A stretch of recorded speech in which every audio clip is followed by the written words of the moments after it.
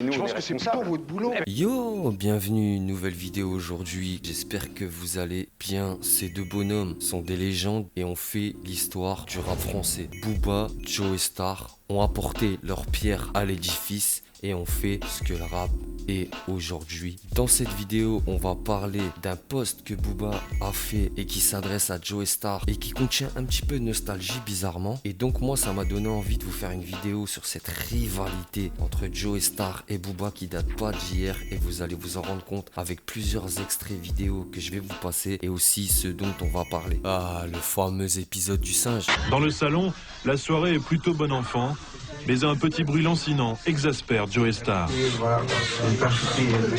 Ce sont les cris du singe.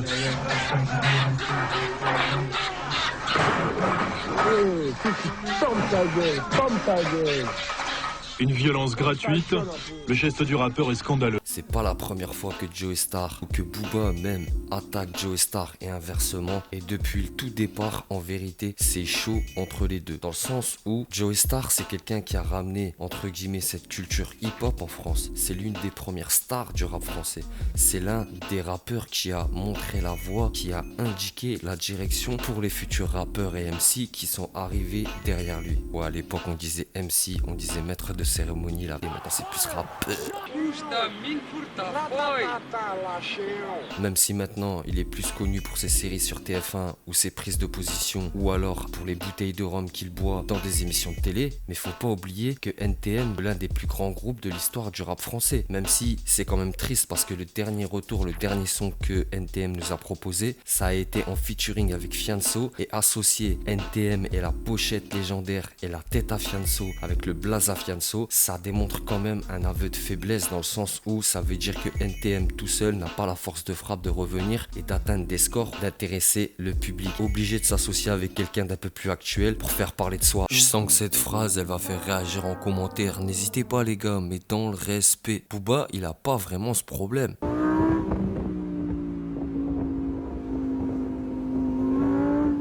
Booba, lui, c'est un petit peu la génération juste après cette génération-là. C'est-à-dire que la génération des Joe Star, la génération début 90, fin des années 80, c'est eux qui ont déblayé le terrain, c'est eux qui ont fait le travail pour que derrière, le rap soit un petit peu plus considéré au niveau média et aussi au niveau maison de disques. Et donc, c'est respectable. Booba, lui, il est arrivé avec une optique, et c'est l'optique des rappeurs de sa génération à lui. C'est-à-dire qu'on est là pour tout niquer, des rappeurs influencés par tout ce qui est Queens, New York, Mobb Deep, les prods, et bien sûr de là va naître les Time Bomb, les Lunatic, les Mafia Free, bon nombre d'artistes qui sont arrivés, et ça a été la génération post-NTM. Il me semble même que lorsque Joe Star a créé son label BOSS, Booba était vraiment pas loin de signer là-bas, parce qu'il avait des connexions de ses débuts en tant que danseur pour la Clica, breaker. Le milieu rap, c'est un milieu assez petit, donc j'aurais eu possibilité qu'il signe là-bas, mais ça s'est pas fait. Et aussi c'est la génération à Booba, voilà, de début 90, mi-90, qui ont commencé à ramener le gangstérisme dans le rap français, et c'est ce qu'on a appelé un petit peu le rap Kaira, le rap de rue.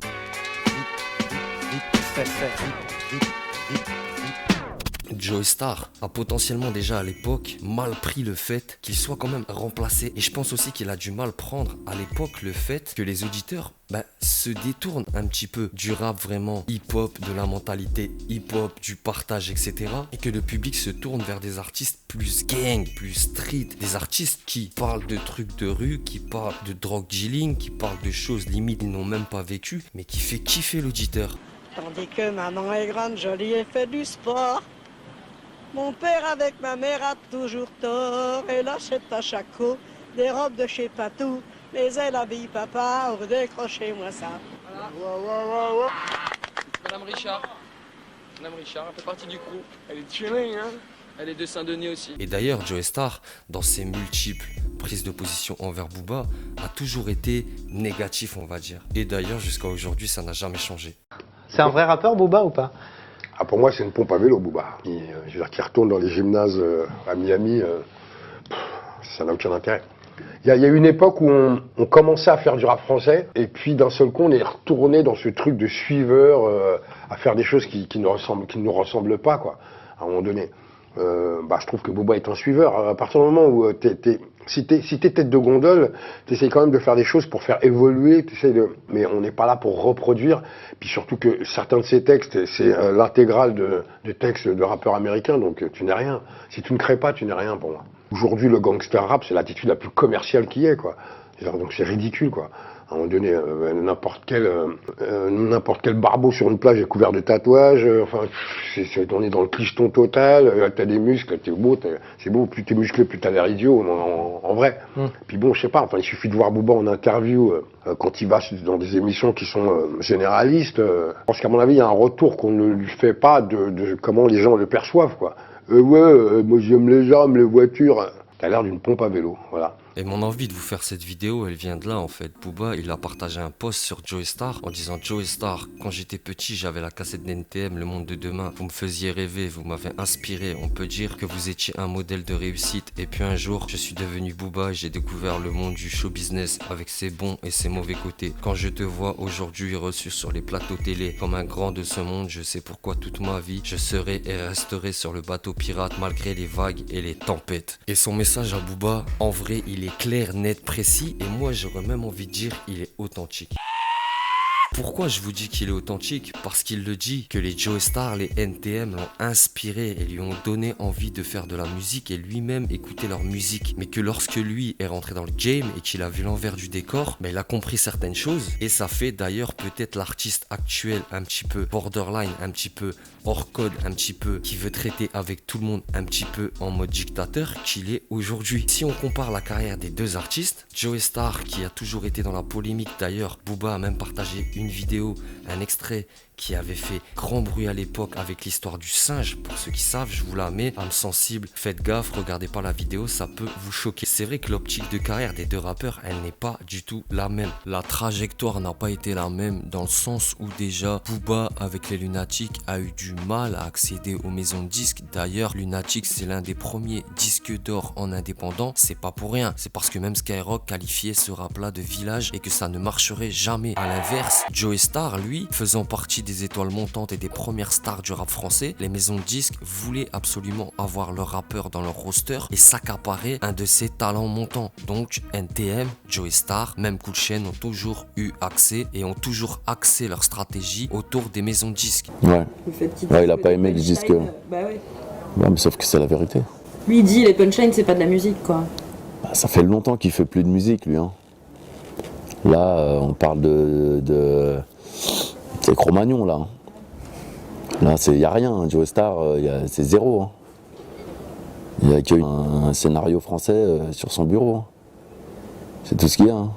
Il n'y a pas de musique, il n'y a pas de... Au niveau de la musique, il ne se passe rien.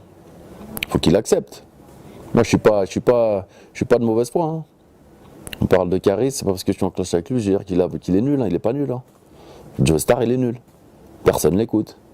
Personne connaît une de ses chansons. Booba, on peut dire ce qu'on veut, mais les excès liés à l'alcool, à la drogue, etc., on n'en a pas entendu trop parler jusqu'à maintenant. Joey Star, c'est pas vraiment la même. Béatrice Dalle, qui avait tellement la dalle, qui avait eu des rumeurs que genre ça mangeait des morceaux de corps humain, quand même on allait jusque là. Bah là tu parles d'exemple que oui je vais plus dans les morgues la nuit avec mes potes zikos quoi. Ouais.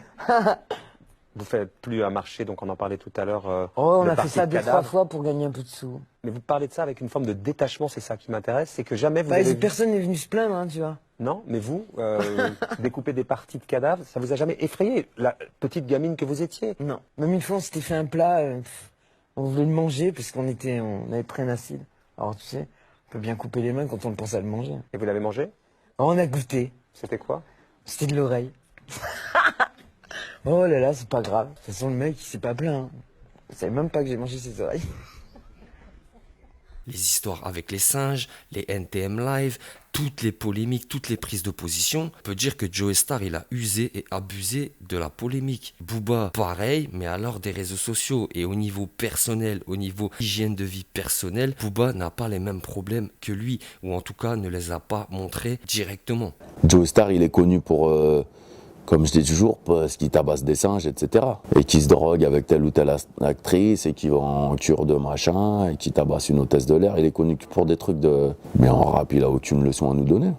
Lui, il dit, c'est facile pour Booba de dire ça. Ce qu'il a répondu là, ce week-end, c'est de dire, nous, on a tout créé, et lui, il arrive, il met les pieds sur la table. Ouais. À l'époque de NTM, on a tout créé. Il n'a pas écrit mes textes en tout cas, hein. Loin de là. Hein. Il n'a rien créé du tout d'abord. En fait, ils ont été les premiers à avoir accès à beaucoup de choses. Moi, à mon époque, c'était impossible de trouver... Déjà, trouver un mec dans le quartier qui avait des platines, un DJ, déjà, c'était la fin du monde. Alors, un mec qui a un sampler, les Akai 01, je me rappelle, c'était super dur à trouver. Eux, ils étaient en maison de disques. Ils allaient à New York, ils avaient accès à des mecs qui faisaient des clips, ils pouvaient faire des featuring, il y avait de l'art. C'est tout. Mais après, quand Internet est arrivé, que ça s'est développé, et que tous les petits qui ont... Enfin, comme maintenant, je fais avec Au Calme, et je donne la pollution à tous les mecs enragés là, dans les quartiers, en province, partout, qui font des street clips, qui se débrouillent, je les mets en avant. Et ben, nous, à l'époque, c'est ça. Quand il y a eu Internet, ça s'est un peu plus développé.